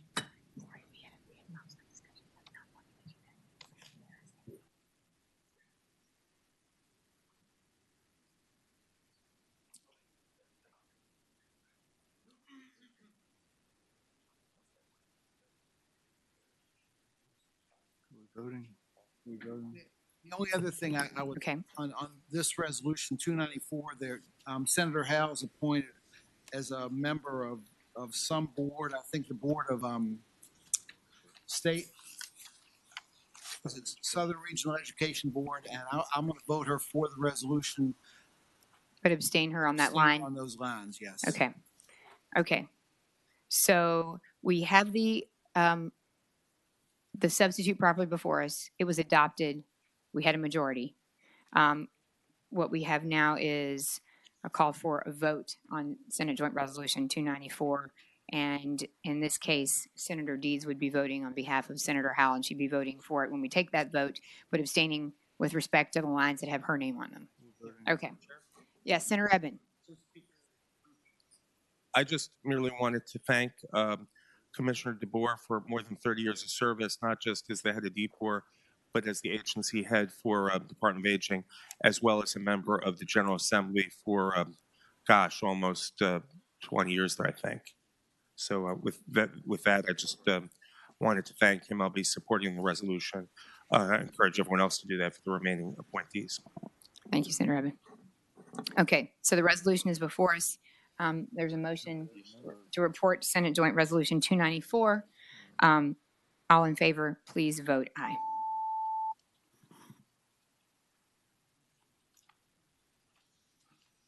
Okay.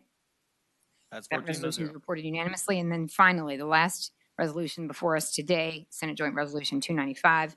my resolution with the governor's appointments. Is there a motion? Motion. Senator Deeds. It's my understanding the only difference here is you've taken a Democratic candidate for the state Senate off of a board of Veterans and Defense Affairs. Is that correct? That is correct. Okay. Senator Edmund. On that one, besides any political activities involved in, I just wanted to mention that the gentleman who's on lines 5, 12, and 13 of the original resolution is a retired colonel with more than 30 years, 30-year military veteran with 2 tours in Iraq, a Bronze Star Medal, as well as a former treasurer of New Kent County. So I think he's eminently qualified for that position, and just wanted to state that for the record. Okay, thank you, Senator Edmund. Is there anybody else? Okay. So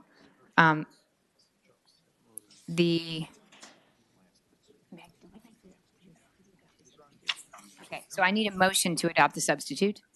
Motion's been made and properly seconded to adopt the substitute to Senate Joint Resolution 295. All in favor of adopting the substitute, say aye. Aye. Opposed? No. Okay. The ayes have it. Okay. So now Senate Joint Resolution 295 is properly before us. The motion's been made to report it as amended and properly seconded. All in favor of reporting it as reporting the substitute, please vote aye.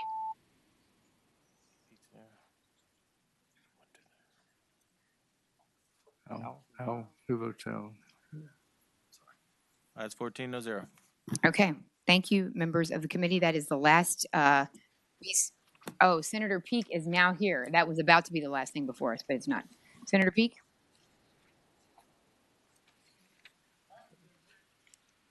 You can go wherever you want to be. Probably go to the podium. It might be easier.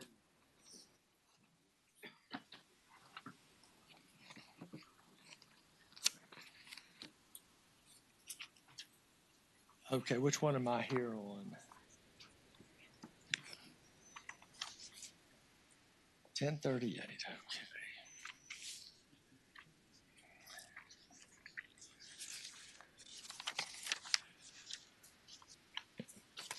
Thank you.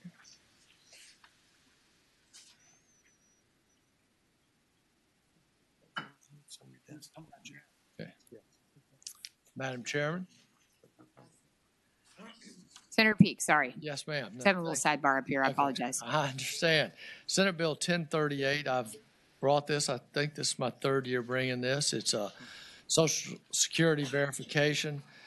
This bill outlines procedures for voter identification using their Social Security numbers. It directs the local registrars to verify a voter's Social Security number by the SSN database or any other database that is approved by the State Board of Elections. It also includes instructions for provisional voting. And as I said, I believe it's similar to what I have brought before. But Madam Chair, can I ask? Senator Deeds. This is a point of order. It passed last year. I didn't vote for it, but it didn't pass both houses. Is that what happened? Or Meg, can you refresh me? I don't recall. Or did it get vetoed? I think it might have passed both houses and been vetoed. Okay. Check on Meg? that, though. I think I might have had the pleasure of having this bill vetoed by 2 different governors, but I'm not positive. Last year, this bill actually would be impressive. Did make it out of an appropriations subcommittee on the House side. House. The price Well, tag. didn't get out of the House. Probably. There's no fiscal impact attached. I think. I don't have a fiscal impact for this one. I think there's behind on the fiscal impacts.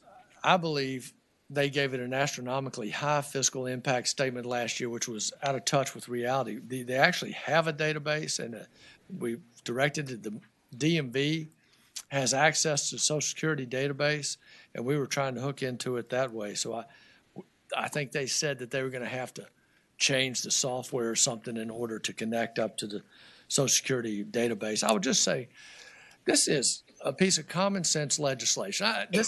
And I talked to somebody on the radio. This is nothing like. There was something out in the Midwest where they were trying to deny Native Americans the right to vote because they didn't have a home address. They lived on a reservation. That was crap. There was down in Georgia or Alabama, they were trying to take, there are 15 voting areas in a county and they're trying to narrow it down to one. This is not anything like that. This is not voter suppression. This is verifying that people who register to vote have a social security number and check it to make sure they're who they say they are. We had the situation, there was a guy who was being paid to register voters in Harrisonburg. He got names of deceased people and he was registering them to vote. And they didn't have to have social security numbers. It turns out that the registrar recognized the names of one of those people. He was deceased, World War II veteran. Madam Chair, let me ask a question. Yeah, Senator Edwards. What difference does it make if you have the social security number? I mean, people alive have social security numbers. People who are dead have Exactly, social security Senator numbers. Edwards. They But lie. They make up a social security number. We check it, and it comes back, and it doesn't match that name, and they're not registered to vote. Well, they're not registered to vote if they're not. If they're given a fake social security number, if they're not a citizen of the United States, they shouldn't be registered to Madam vote. Chairman, you Okay, can make a okay, mistake let's follow the rules me, of the Madam committee. Chairman, you can make a mistake on your social security number somehow or other, but you know who they are, you know where they live. That's what counts, right? No. If you make a mistake on your social security number, there's a provision, you're contacted, you're notified, you come in, you give them the correct social security number. If you have an address and a name, you are not entitled to vote anywhere. If you're a citizen, Madam Chairman, I'd like to answer the question. I would like to answer Senator the Edwards, question. let you finish. Just because you calmly, reside and in then this let him- country with an address and a name does not entitle you to vote in the Commonwealth of Virginia. You have to be a citizen of the United States, and you have to be a citizen of the Commonwealth of Virginia. And if you're both of those, you have a social security number. And what is the harm of having your social security number verified to make sure that somebody else isn't using your social security number? Madam That they're Chairman, not stealing your social security number, registering to second. vote somewhere else, and canceling your vote out. Madam Chairman. Okay, Senator Edwards. People can make mistakes in writing down their social security number. Absolutely, Most it's people provided for. can't remember what they are. You got to look it up somewhere. Oh, wow. And therefore, you make it more difficult for people to register and also to vote, right? If you cannot figure out what your social security number is, you shouldn't be voting. There you go. Senator Eben. Madam Chair, I just wanted to ask the senator a few questions because I don't, I hesitate to call things voter suppression, but I don't want to antagonize anyone, but I think this is not suppressing one side or the other. I think it equally suppresses Republican and Democrats because the question is, are you familiar with the lawsuit against the Georgia Department of Elections over this issue? Is it not over social security numbers? Are they the ones that tried to take it from 15 precincts down to one? No, the lawsuit was about social security numbers particularly. I'm not familiar with that lawsuit. Georgia, if I might, Madam Chair, Georgia had a similar policy to that we're proposing here. And my understanding is that Georgia changed its policy because of the low match rate, or not a high match rate with social security numbers. I know in the state of Wisconsin, they had six judges, retired judges, who were on their elections board, and 4 of them didn't match. And that the Social Security Administration itself, or a study from their inspector general, found that they had the highest mismatch rate of any federal government agency or something to that effect. And I was just wondering if you'd researched all that. I have not researched, not been aware of the Georgia lawsuit, but I will tell you that if there is a mismatch, they are notified. If they come to vote, they get to vote provisionally. If you look at lines 142 through 148, they vote provisionally. They come back, they give their proper social security number. So I understand voter suppression. I am not. This has nothing to do with voter suppression. Okay, let me just ask, is there anybody in the audience who wishes to speak in favor of the bill? Madam Chairman, members of the committee, this bill is an effort to bring accuracy to the voting records. The citation that Senator Peake gave for the case in Harrisonburg, a young man created imaginary voters. He made up names, or he got names off of tombstones, and he made up social security numbers. The way people are verified in the voter registration lists in Virginia is very simple. You have a name, you have address, you have a birth date, and you have a full social. And the registrars key in the full social, And as long as that social security number is not registered somewhere else in Virginia, then that name is registered. Whether it's a real person or a dead person in a graveyard in Harrisonburg. In 2013, the State Department of Elections verified the death records. They farmed out the registered voters in Virginia to an organization that had access to all the national death records to clean up the names of people who had deceased from the Virginia records, because we have to maintain accurate records. It cost $13,000, not a huge amount of money. In order to verify that the Social Security numbers accurately match our voter registration lists, we need to pull those numbers from the Social Security Administration so that someone is not running around voting in Norfolk with Senator Evans' Social Security number. I'm sure you would be not very pleased. I certainly wouldn't be pleased if somebody were using my Social Security number and saying that they were going to vote instead of Clarabelle Wheeler. This is a means of verifying. It does not keep anyone from voting.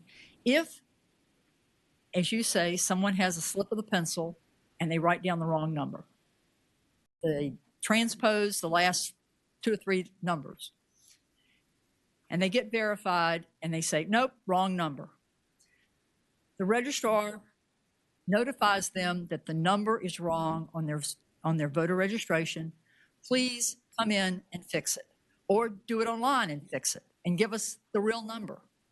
This is merely a means of making accurate our voter registration list. It does not keep anybody from voting who is a real, live, breathing person, not a figment of somebody's imagination. Madam Chair? No. Senator Edwards. You know what the risk of error is for people writing their Social Security? And the second question really is related to that. How many people in here know their Social Security number off the top of their head? How many don't off the top of their head? Better than most people. Most people don't know it off the top of their head because they don't have a reason to use it on a regular basis. They probably know their Visa card number maybe quicker than their Social Security number. And isn't it enough simply to have their name, address, and birth date? How many people are going to have the same birth date? A lot. Of somebody with the identical name and the same address? A lot. There are, and I've read them, and I can't quote you. I'm sorry. Go ahead. Yes, Clarabelle. There are lots of people who have the same full name and the same birth date, day, month, and year. And address? Senator Edwards. And address also? Can't tell you that their address is the same. But the others are statistically shown to be duplicated. This is merely a means of making accurate.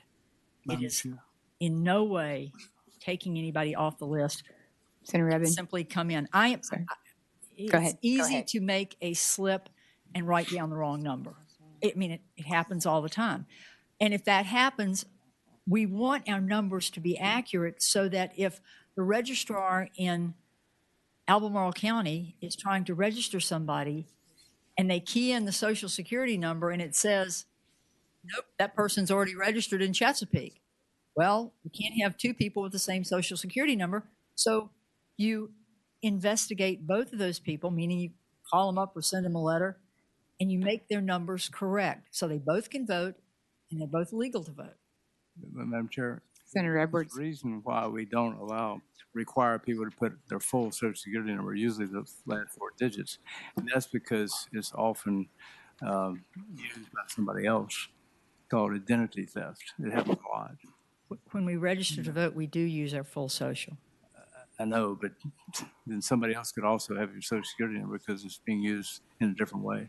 My concern is the risk of error. This is just verifying that the numbers are accurate and that the person who is registered to vote with this particular Social Security number is not somebody using a Social Security number in California. Madam Chair. Yeah.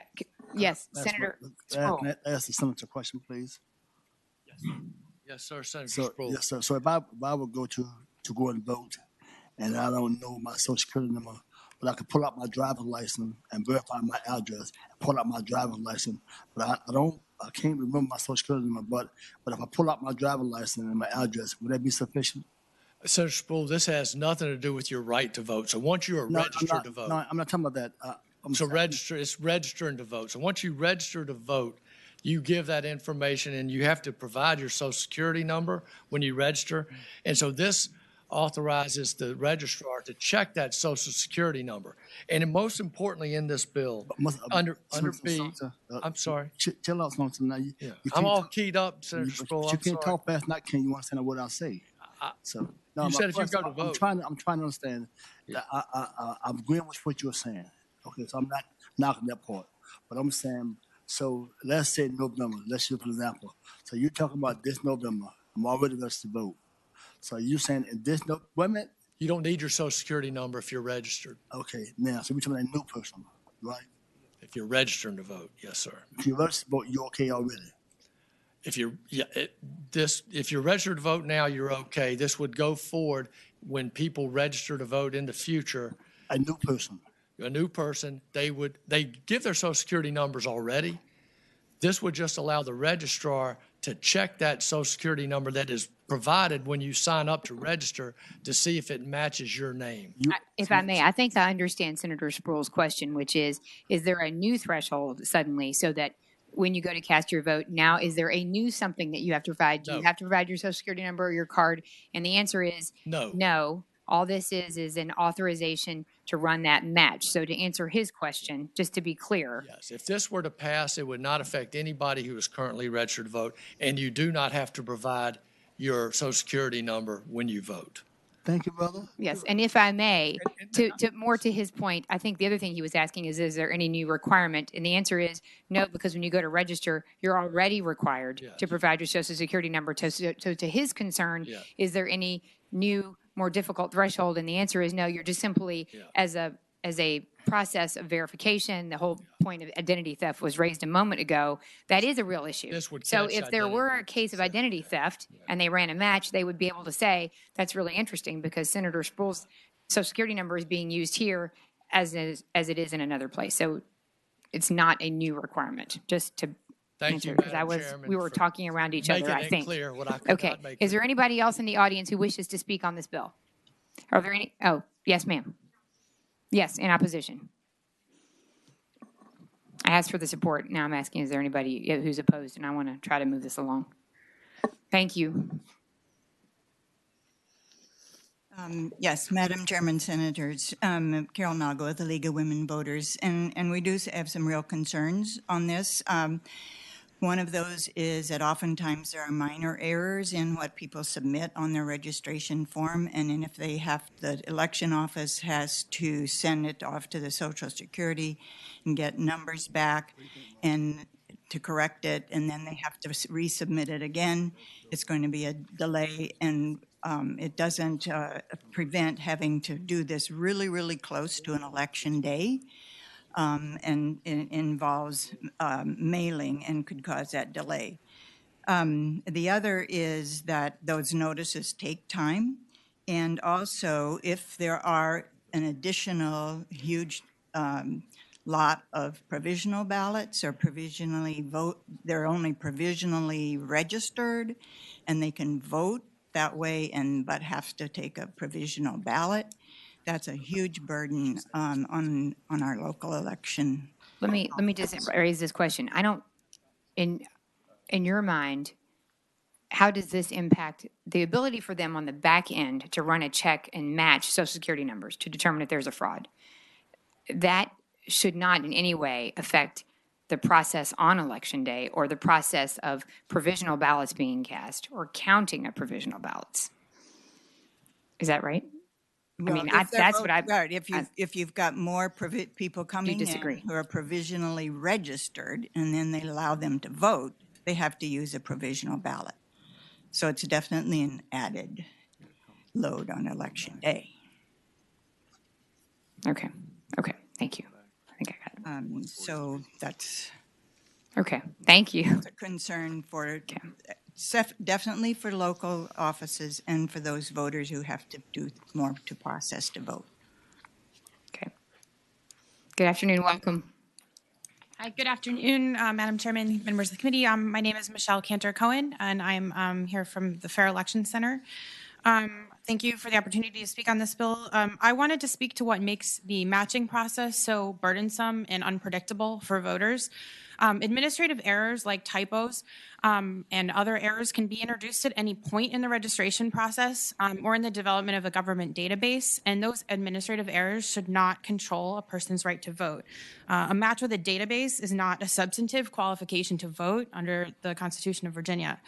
The way a match is run, even perfect applications, so a voter who puts all of their information that is their correct information on the form, that information can mismatch with a database when the error originates in the database. So someone may know their social security number, they may put it down, and in fact, when they get a letter from a registrar saying, hey, your information is wrong, they might look at it and say, no, it's not, it's right. And it's the database itself that has the problem. And that can be introduced with a hyphenated name. If people have an uncommon name that's typed in incorrectly by the Social Security worker, or basically at any point in the process where you have a problem. Sorry. So there are also inherent limitations in matching software and algorithms used to do data comparisons such as this, as well as system glitches.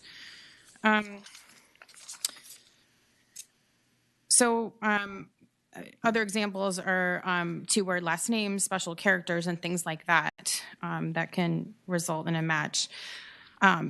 And so this bill builds in no safeguards or opportunity to cure the errors if the person doesn't have a state or federally issued photo ID. And I want to point out that the photo ID that would be allowed here to correct an error is much more restrictive. It's a much shorter list than Virginia's photo ID law. There's already an existing and robust list maintenance process in Virginia, including membership in the Electronic Registration Information Center, ERIC, and other means of conducting list maintenance in Virginia to remove anyone who has become ineligible from the voter rolls.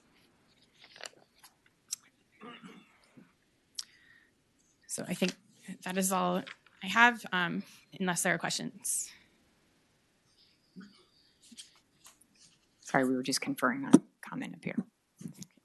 Okay, is there anything else? That's it. Okay, thank you. Thank you.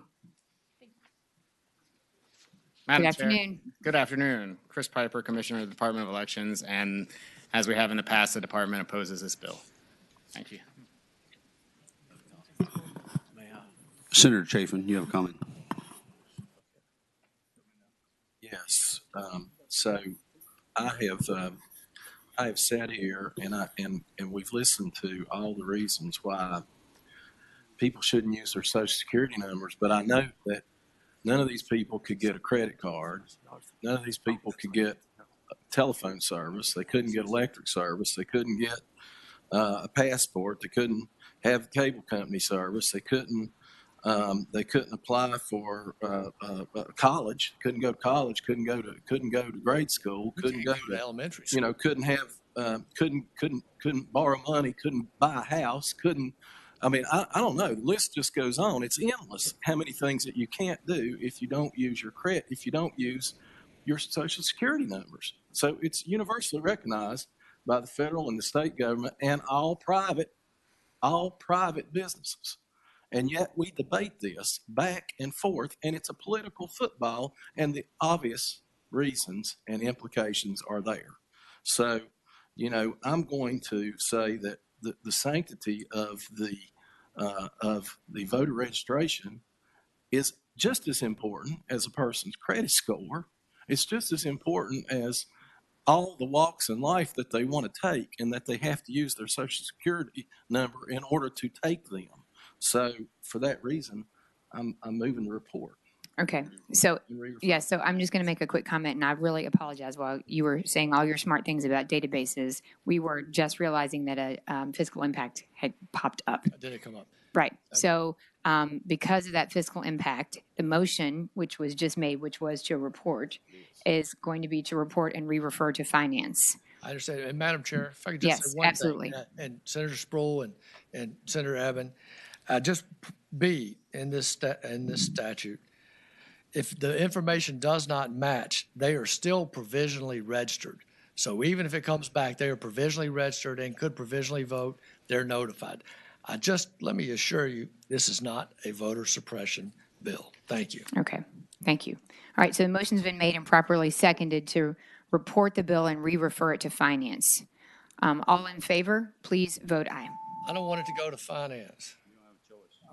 Sorry. Ayes 9, noes 5. Okay, the bill reports. And with that, as our last bill, the committee will rise. Thank you all for your work. Democrats who voted yes. Oh, we did?